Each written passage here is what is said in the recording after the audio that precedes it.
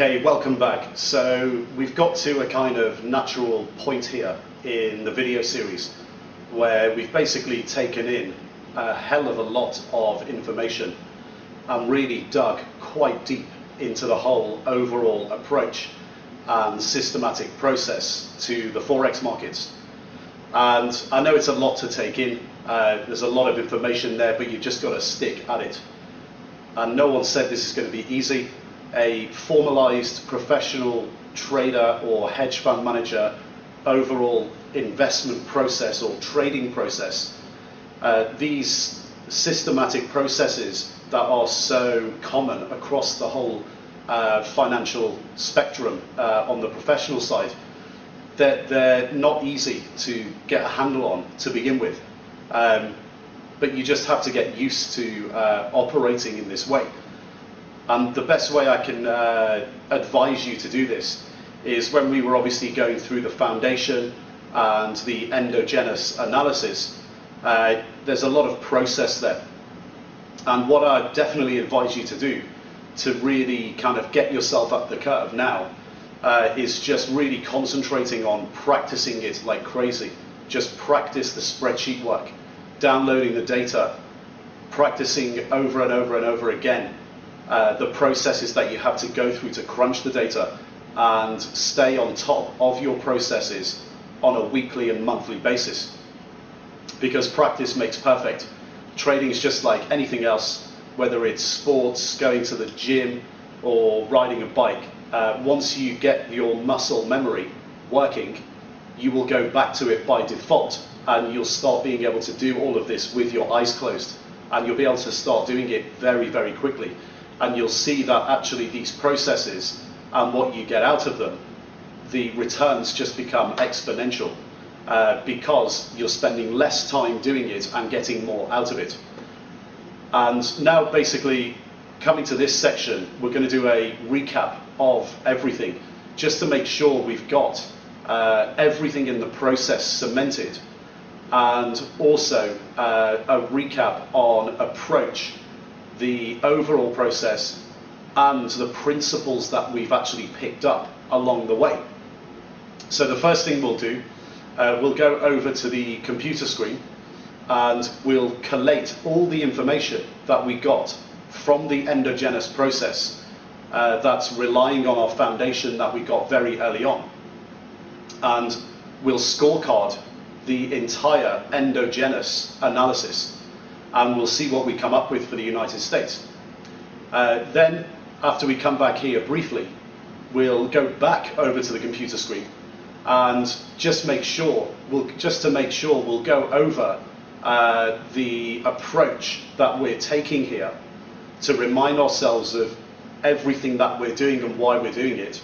We'll look again at the overall investment process as a quick recap, and then we'll look at all the principles that we've picked up along the way. Then we'll come back here for a conclusion on everything, and then we'll head over to the next big section of the video series, which is going to be the exogenous analysis. That's when things start to get a bit tasty, because up to this point it's been quite mechanical and methodical. With that, we're now going to go later into the exogenous process, and the exogenous process continues to be mechanical and gets a little bit more complicated, but all of these things start to come together and you start seeing all the reasons why we do all of these processes, because the answers start coming out. And okay, let's go over to the computer screen and we'll do a full rundown of the whole endogenous analysis and the full scorecard for endogenous. Okay, so welcome back to the computer screen. What we're going to do here now is go through the entire endogenous scorecard. And this is probably the moment that we've all been waiting for. It's taken a lot of work to get here, but everything has to be explained thoroughly and formally. And as I said earlier, once you continue to go through all these processes, you'll be able to scorecard each of the processes, each of the indicators as they come out every week, every month. And you'll be able to put them into your scorecards and overall scorecards and systematically see how things move over time.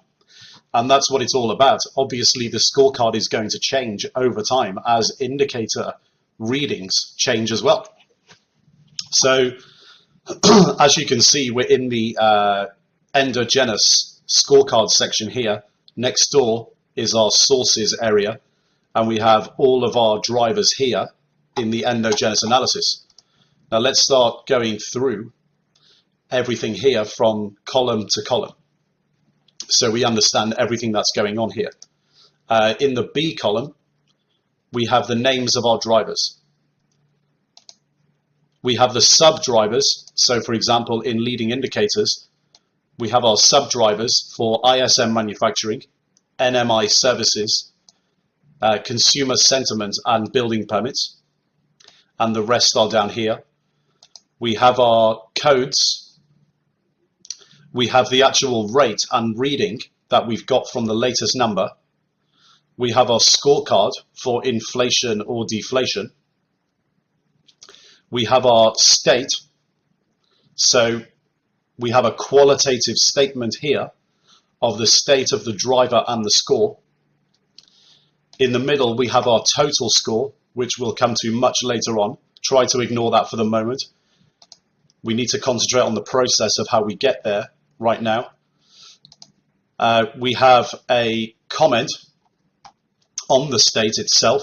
So overall qualitative comments on what we're actually thinking. And we have our sources here. Our sources are also next door and available in the sources tab. So as you can see, we've plugged in all our rates all the way down. And next door, we have our scores. So we picked up our scores along the way as we were doing the process. And then we have what the score is actually out of, a maximum.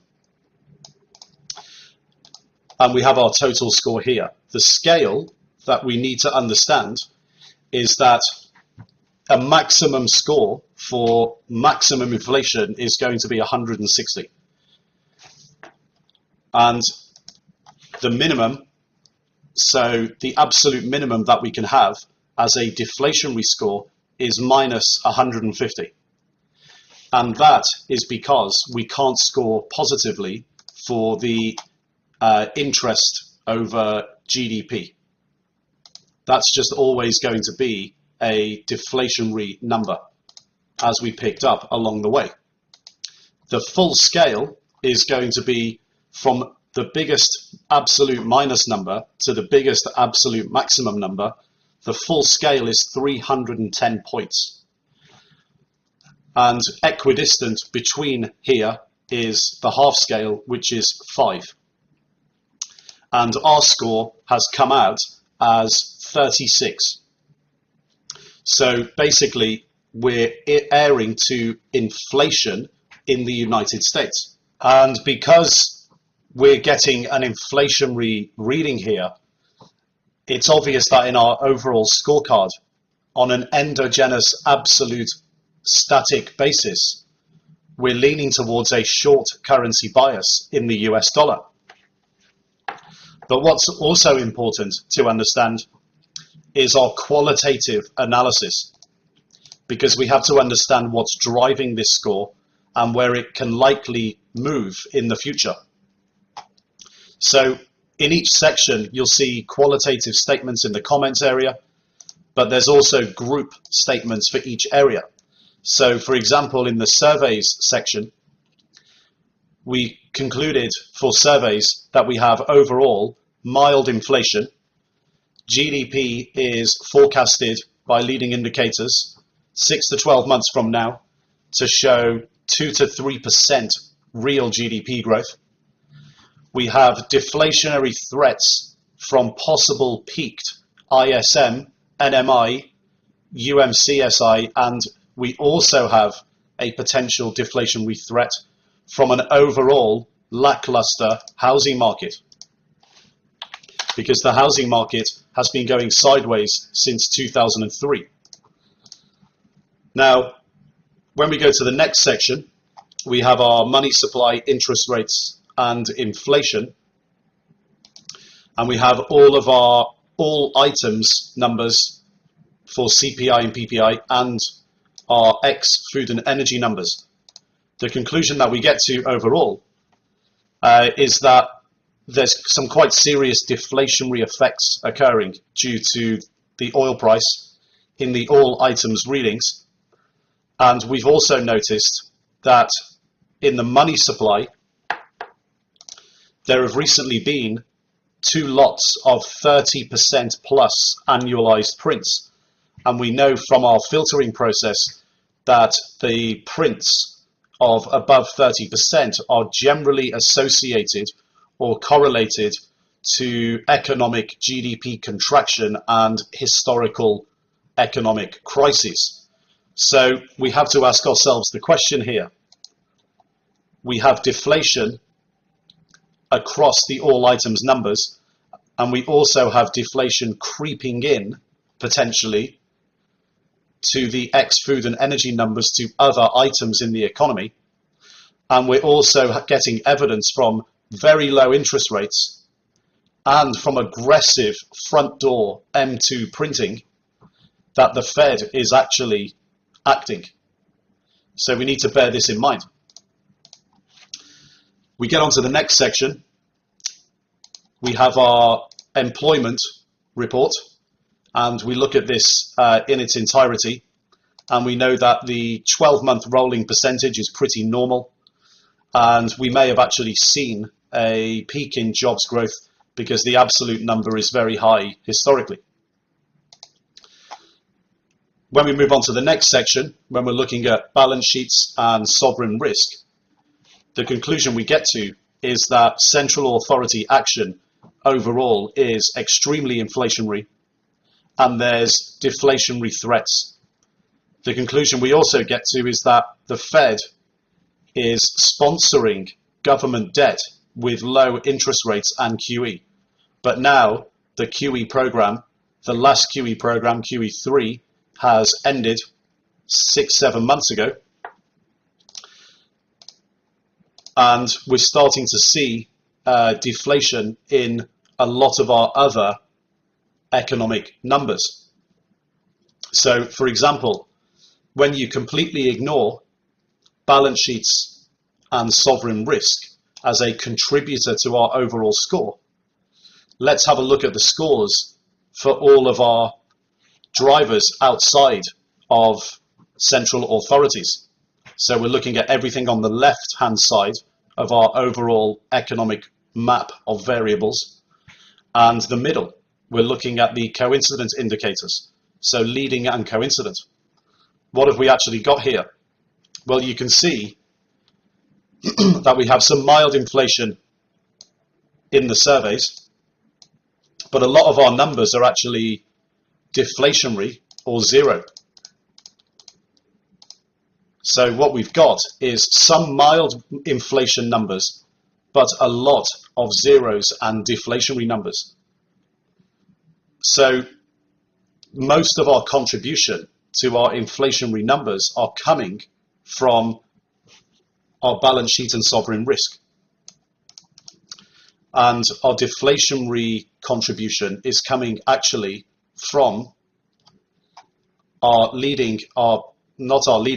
of our leading, but mostly our coincidence indicators. And our leading indicators may have some deflationary threats from peaks. So it's very important to understand and look at this objectively, what the overall score is and what this process is spitting out, but also the qualitative analysis, because the qualitative analysis can tell us where this is likely to go in the future. So when we look at this overall, we have a 36 on the sliding scale of -150 to +160. So we're getting evidence of overall inflationary conditions. Most indicators outside the central authorities are normal to deflationary. which is not good. Evidence of central authority action outside of QE from the M2 money supply, with those two 30% annualized plus prints, are potentially replacing QE. Combine this with low interest rates. Basically what is happening is low interest rates and the M2 money supply is potentially being used by central authorities to counter deflationary threats like the price of oil, and is managing to keep government ticking over. So it's actually pretty amazing that this whole process that we've just been through has giving us a very vibrant picture of what is occurring in the United States economy overall. But we're also systematically scoring this extremely objectively. So what's our conclusion here? Our conclusion is that the US dollar now and in the future is more than likely to actually lose its purchasing power on an absolute basis. So we're looking to have an inflationary short bias overall, but our conviction is not extremely high at the moment. This is just our absolute backdrop of what we think is probably the right way to go in the vast majority of cases, now and in the future. So now that we've come to that conclusion, let's go back over to the office breakout area, and I'll see you in a few minutes. Okay, so welcome back. I hope you fully understood how we went through everything there. And I hope you do always remember that this is an endogenous analysis with a static absolution principle. One of the best ways to think about this actually is to think of, when we're analyzing the United States and the US dollar, just think of that as the entire world. So there is no other currency.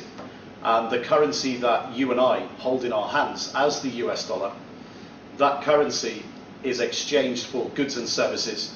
And if the market has injections and is overall flooded with more and more paper, then obviously that paper loses value. And if there's deflation, so the prices of goods are going down, the paper that we hold in our hand is worth more. So what we're doing here is looking at it and critiquing this very objectively on an endogenous, static absolution principle. And the reason why we build this foundation like this is because it's rational to do so. Before we start comparing two countries against each other, we need to look at those two countries in isolation, in absolute terms, because we want to know if their currency is actually increasing in value or decreasing in value, given everything that's going on at home, without any outside influences. So we're doing this because systematically, as professional traders, we have to stay objective. We have to build our foundation and go through rational steps to arrive at our answers. And this is part of an overall investment process. So think of this in terms of the examples that we gave earlier in the foundation, where you're basically investing your money into a trader or a hedge fund. Do you give your money to a guy who punts around on Eurodollar once a month around the NFP number because it might miss or beat expectations at the consensus level? Or do you give your money to somebody who has the 1 to 3 month time horizon, long, short, has an overall rational investment process, and has a 7-year solid track record with diversification and volatility controlled in their overall portfolio? I think you know the answer. It's very, very straightforward. So the conclusion we get to here is always, well, if you wouldn't do it with your own money, giving it to somebody else, why would you give your money to yourself and do it in the way that retail traders do it? You have to start doing it like this and start getting up the curve and practicing and going through all of the processes and making sure that you update this every week, every month. So now we're going to leave the endogenous analysis. We're going to move on now to a quick recap of the approach we're taking here, the overall investment and trading process, and the principles that we've picked up throughout the video series.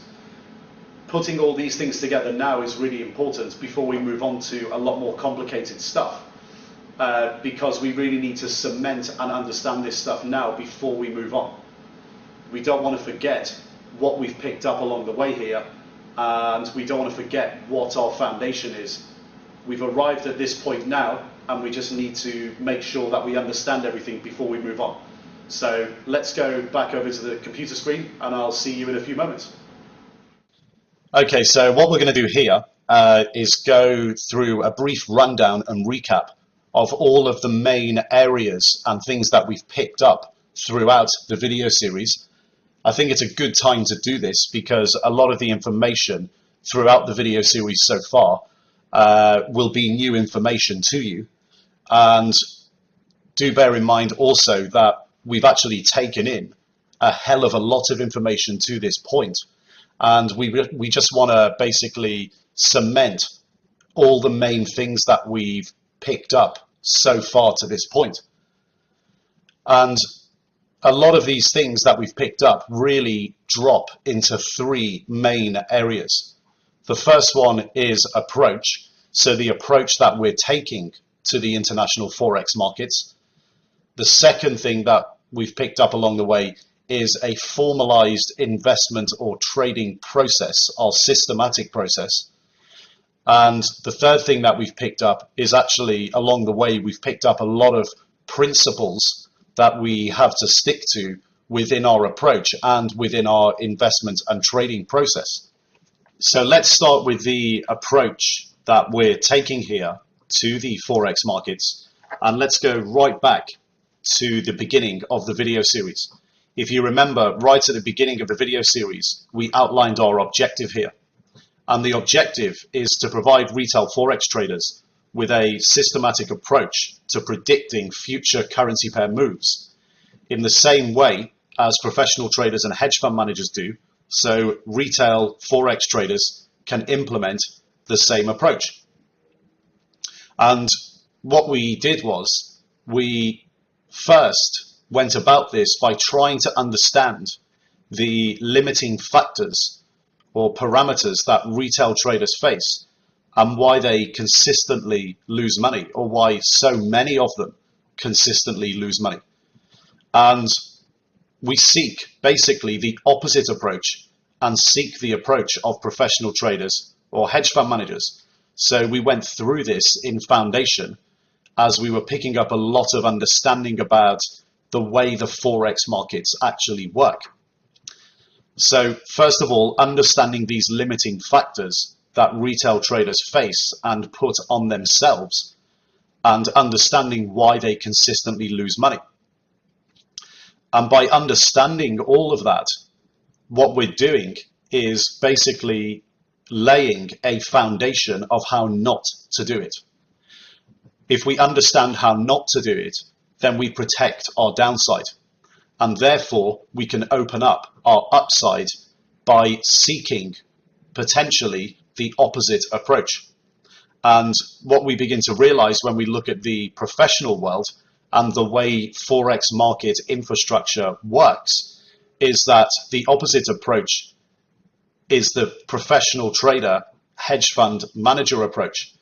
So the first thing that we realized was that we need an awareness of this infrastructure, and we need an awareness of the main culprit of the infrastructure in retail and why retail traders consistently lose money.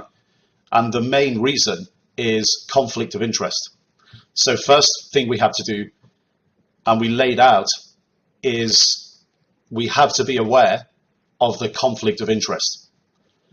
Being aware of the conflict of interest and how everything works across the Forex markets and across the retail Forex market within the infrastructure, being aware of the conflict of interest gives us an understanding and foundation on which we can build. And what we quickly realize when we analyze how all this works is that we basically have to ditch the dumb money approach. So this idea of basically operating within infrastructure that we believe has been built for the benefit of the retail trader, when in fact it's not been built for that reason at all. It's been built for the opposite reason. It's been built as an infrastructure to make other people money. And the dumb money approach of basically just accepting the way that these people want you to trade. So we're talking primarily here in the retail Forex world of retail brokers and educators pushing you into strategies and ways of trading the Forex markets in the way that they want you to trade so they can get paid and not you. So being aware of the conflict of interest and ditching the whole dumb money approach.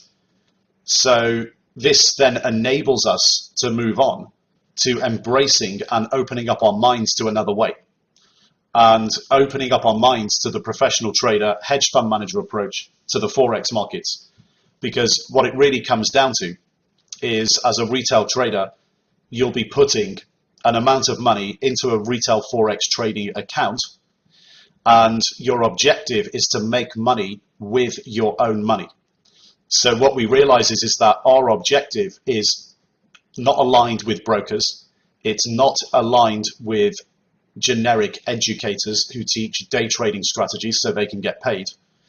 It's understanding the Forex markets properly and using our own money to grow our money consistently. So we don't want to be one of these people that blows up very, very quickly.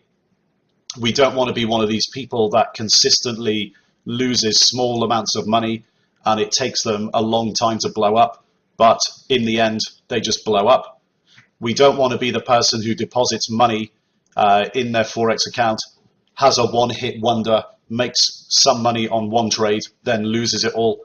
What we want to be is the person that deposits their money into their trading account and grows their money consistently, and you're able to do this consistently forever.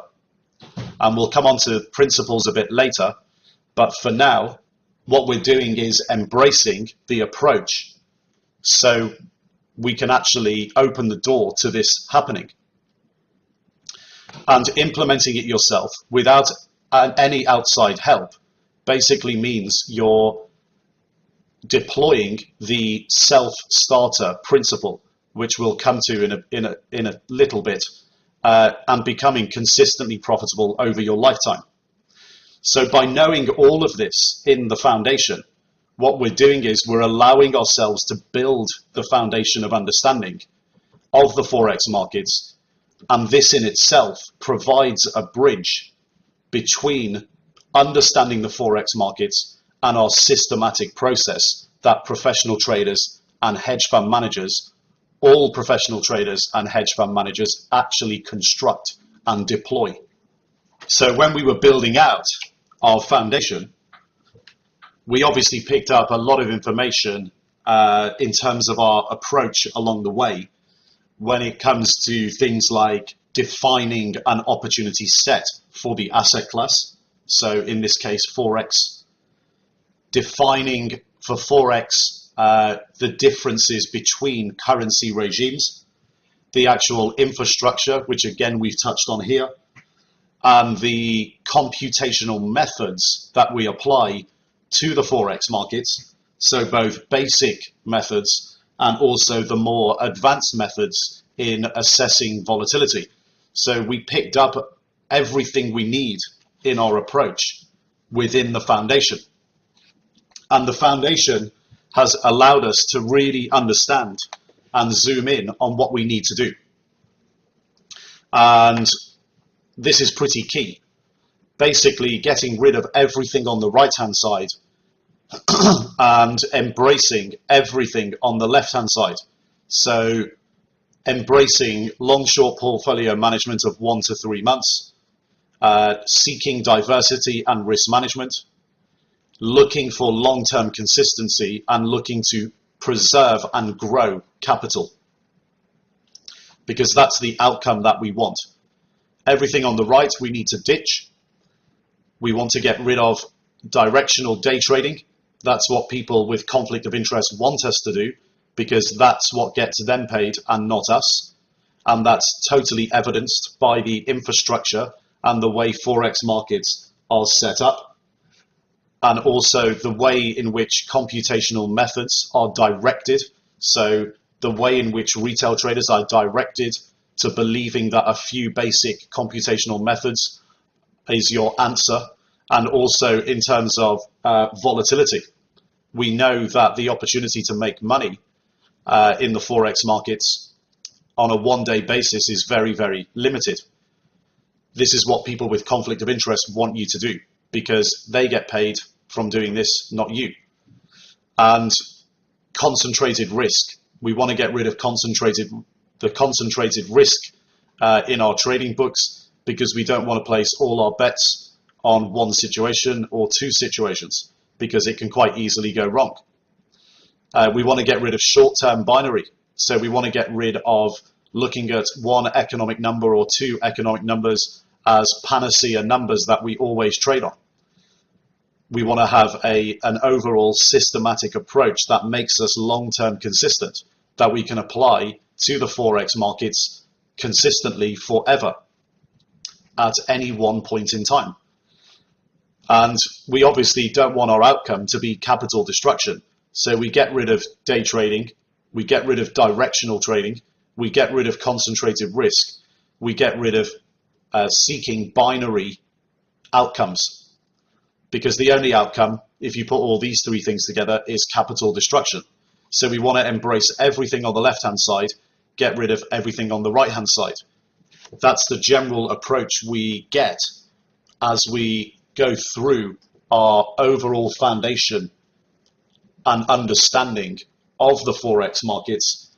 And obviously when we're looking to understand the basic underpinnings of the Forex markets and get our foundation, we pick up and embrace a lot of the professional trader and hedge fund manager approaches just by seeking the correct foundation. That allows us then to open the door to actually build our systematic process. And then we actually started to build out our systematic process in the same way that professional traders and hedge fund managers construct their own systematic processes and deploy them. So moving on from approach now to the investment and trading process. And again, this is an overall systematic approach that the viewers of the PTM video series will be very aware of, because this applies across all asset classes. And specifically in the PTM video series, the WISH framework applies to stock markets. What we're focusing on here is currency markets in the middle. So we actually apply the same approach, but the approach is simply tweaked. The systematic process is tweaked for the nuances and behaviors specifically of the Forex markets, because although a lot of the drivers for stock markets and currency markets overlap in macroeconomics especially, there are specific drivers that we have to look at and focus on within currency markets themselves. So we zoom in on the currency markets and we get a feedback loop at the top level occurring because our macroeconomic views on currencies will drive our worldview, which can actually drive our views on other asset classes like stock markets, commodity markets, and also bond or interest rate markets. And when we break this down, we break it down into the four main areas.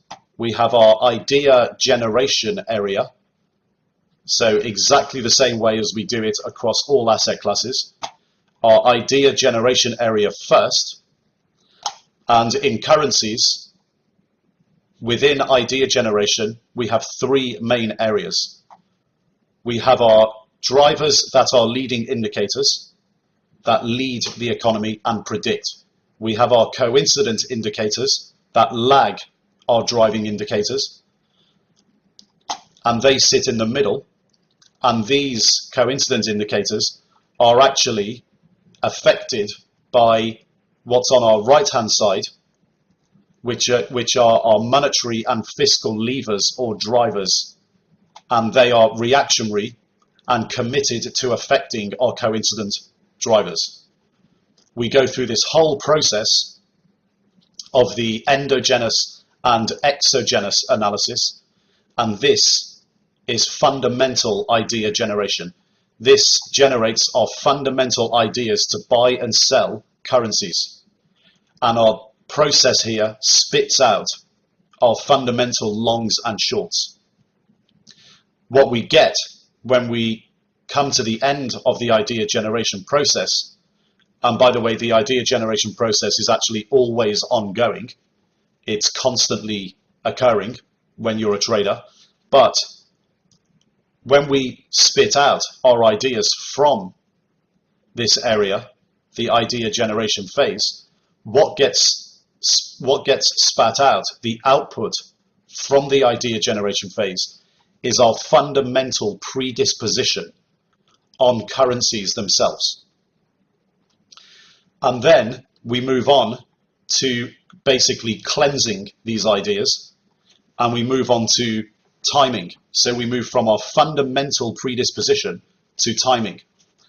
And we have our second phase, the gatekeeping process.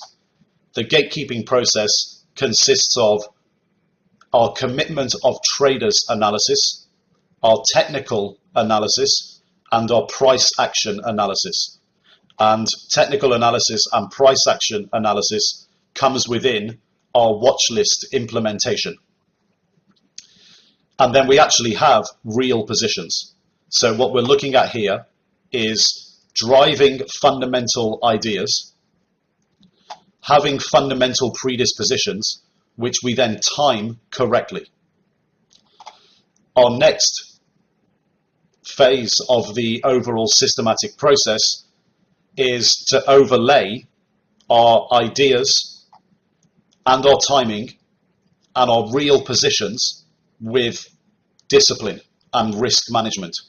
And discipline and risk management gets driven in exactly the same way as we assess opportunities, through volatility analysis, through distributions and ATR.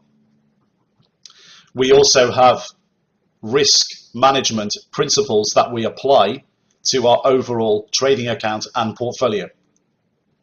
And then we also assess our ability as traders and constantly ask ourselves the questions whether we're making or losing money, and regardless of whether we're making or losing money, where do our strengths and weaknesses lie?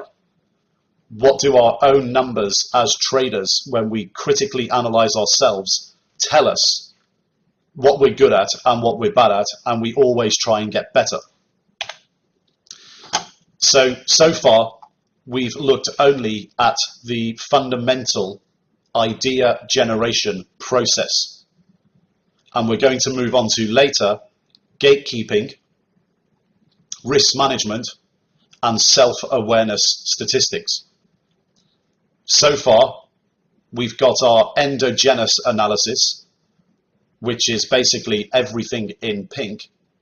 And we're going to move on to our exogenous analysis, which is everything in green. And then we're going to end up with fundamental predispositions in currencies themselves.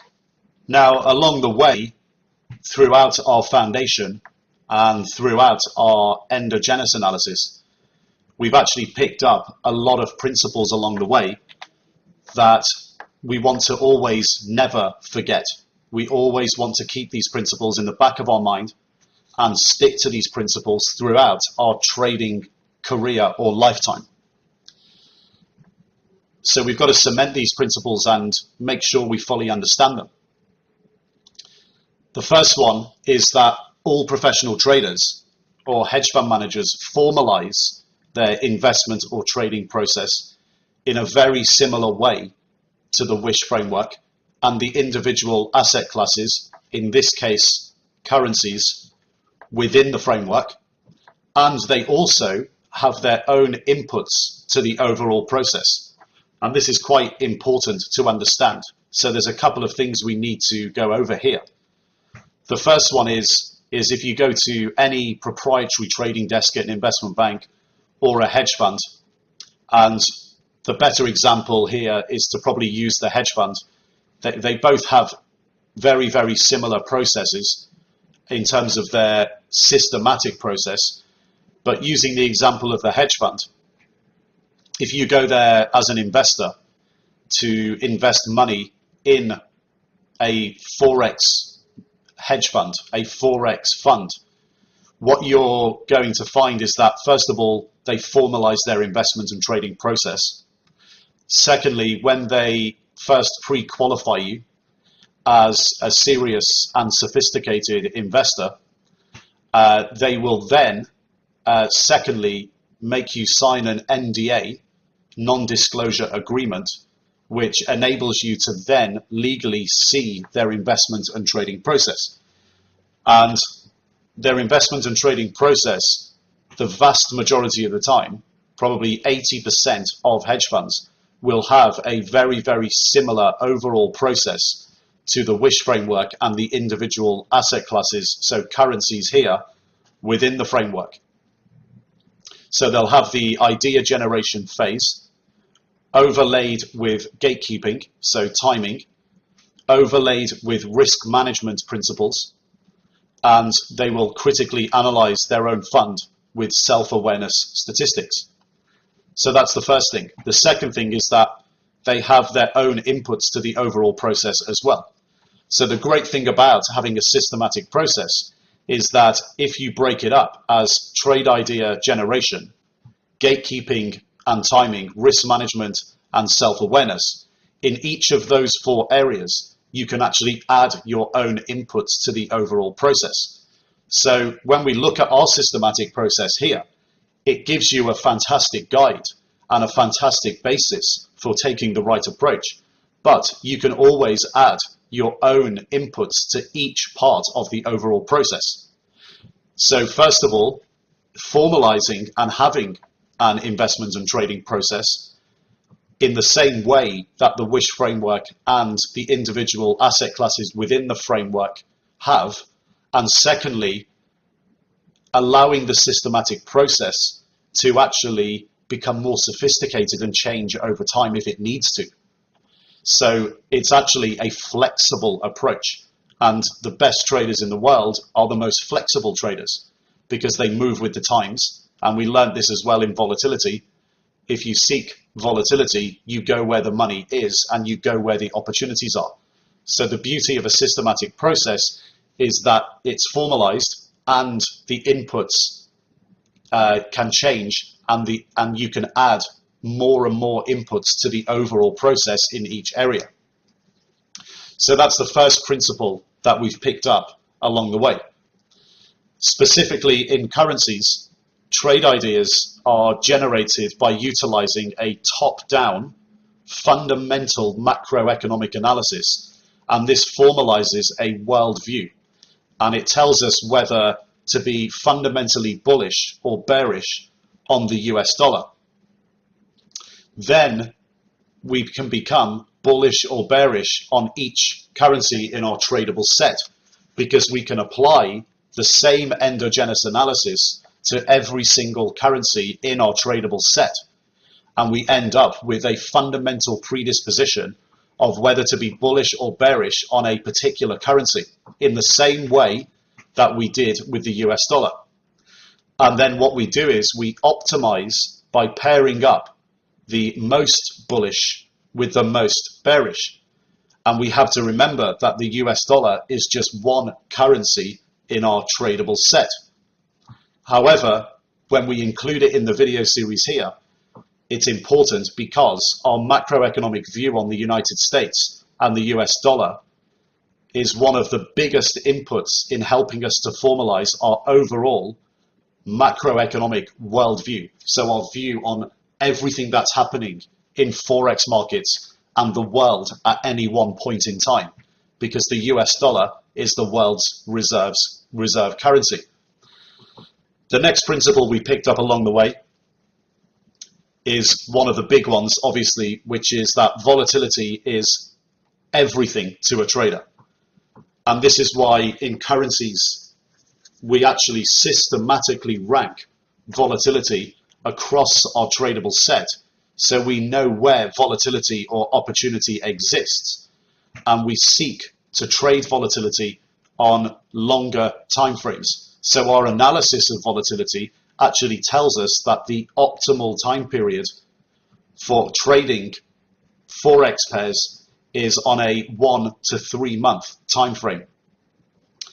And we always, again, have to have the principle in the back of our mind that our job as traders is that we are actually just slaves to volatility, and we have to transition our approach dependent on volatility. So when we're using our systematic framework, if in the future volatility over certain time periods and in certain currency pairs changes, we have to actually morph our process to take account of this. So a lot of principles we picked up there. Some other principles that we picked up along the way also, one of the main ones was one that we touched on just a little bit earlier, was that we are absolutely self-starters. And we mustn't forget this. It's so important as a trader to be a self-starter so you don't rely on other people to provide information for you. Because the most probable situation when you're starting out as a trader in the retail Forex market is that the person you're dealing with or relying on for information is going to have a conflict of interest. So we have to go into this from the outset with a self-starter mentality that we're going to do everything for ourselves and only rely on ourselves and seek out our own information. So we have to stick to this principle.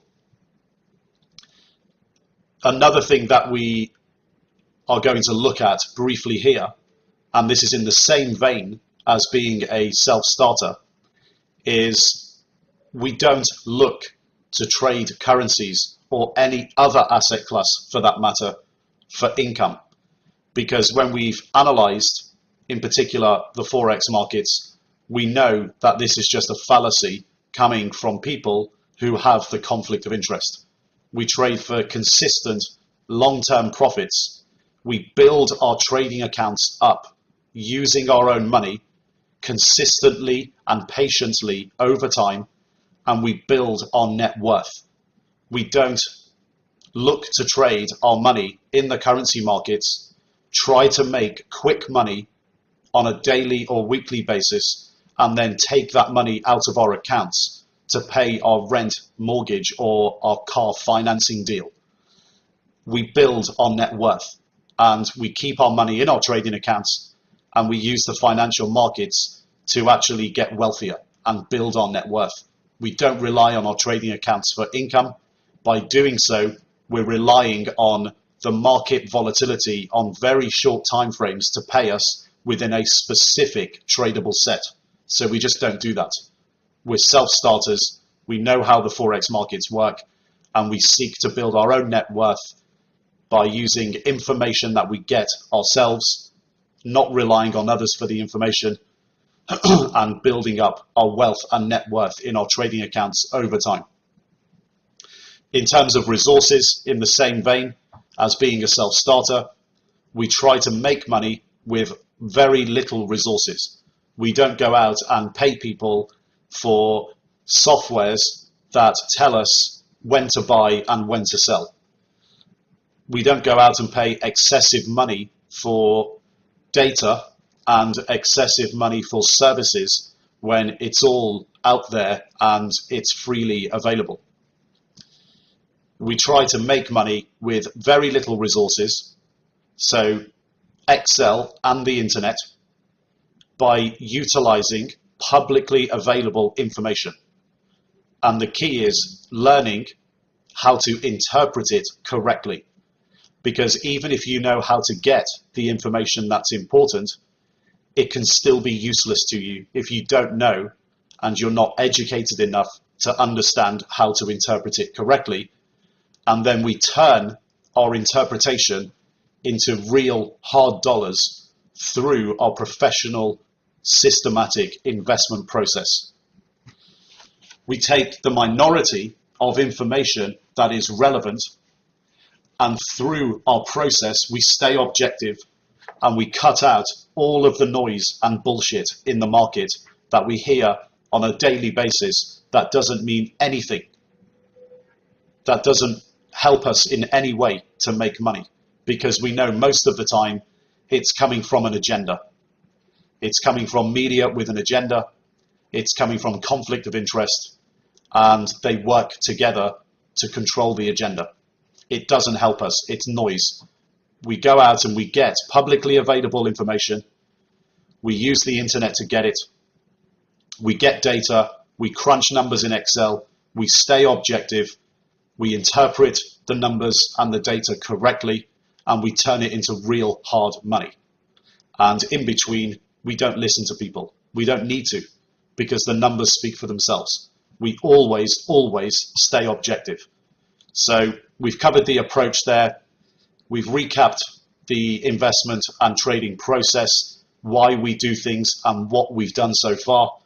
And we've covered all of the main principles that we've picked up along the way throughout our foundation and our endogenous analysis to this point.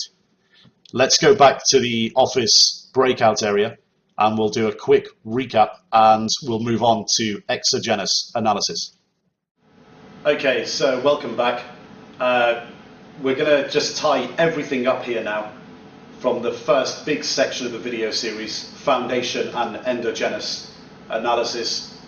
What have we picked up here in the recap? Well, with endogenous analysis, you're just going to practice, and you're going to update it, and you're also going to apply this to every country or currency in our tradable set, and also, if required, any country you choose in the world, because this process can be applied to anything. It can be applied to any country out there. And when we move on to exogenous analysis, we'll be looking at the Australian dollar versus the US dollar, but you're going to have to go out there yourself and you're going to have to do an endogenous analysis on the Aussie dollar itself and all other currencies in the tradable set. Why? Because we're basically self-starters. We don't rely on other people for information. What we're doing here is showing you the process that professional traders and hedge fund managers go through, and you're going to have to repeat it. That's your homework. So that's where we've got to on endogenous analysis. Touching on our first principle there of being a self-starter, we also understand and we know conflict of interest and how the Forex market works. We also understand volatility and that it's a trader's best friend. And volatility creates opportunity, and without opportunity we cannot make money. Without risk we can't get opportunity, and without opportunity we cannot make money. So risk is absolutely going to happen. You can't avoid it, but we'll understand later how we control it. We're also sticking to the principle of utilizing always publicly available information and free resources, because we're self-starters and we don't rely on anybody for information. So our two main tools so far have been Excel and the internet. We can go out online and we can get any data we want to get if we really want to get it. You've just got to search high and low for it. One of the great resources that we've been using all the way through has been the St. Louis Fed website. You can get that data from a lot of different sources, but it just happens to be all in one place, or not all of it, but most of it in one place. So that's pretty convenient for us. When you move on to other countries, you're going to find that it's not as easy as the United States. That's fine. If you're like a dog with a bone and you want to get the information, you will go and find it. Even if you have to pay a little bit of money for it, it's worth getting. Because once you have the data sets, you have the data sets forever, and you just have to update it when the new numbers come out. And we use the information that we get properly. We interpret it properly. We interpret it through an overall systematic process, and we do it with statistical rigor. We work it out properly, and we know what the interpretation is. We know what it means. We know the difference between an inflationary and deflationary number. We know the difference between an absolute number and a base number. We can see through the smoke screens now, and we can see where conflict of interest lies and how these smoke screens are created. And what we do is all the time, when we're sticking to our principles, is we just always eliminate the noise. We look at everything objectively. Eliminate the noise and be objective. Okay, so let's not labor the points too much, but if you have to go back and watch through the principles again, please do so. Pick them up. They're really important, because once you stop dropping these principles, you turn into a lazy, dumb money trader who's always reactive and always loses money. And we don't want you to be that. We want you to be the total opposite. So let's move on to the next section, exogenous analysis, and I'll see you on the other side.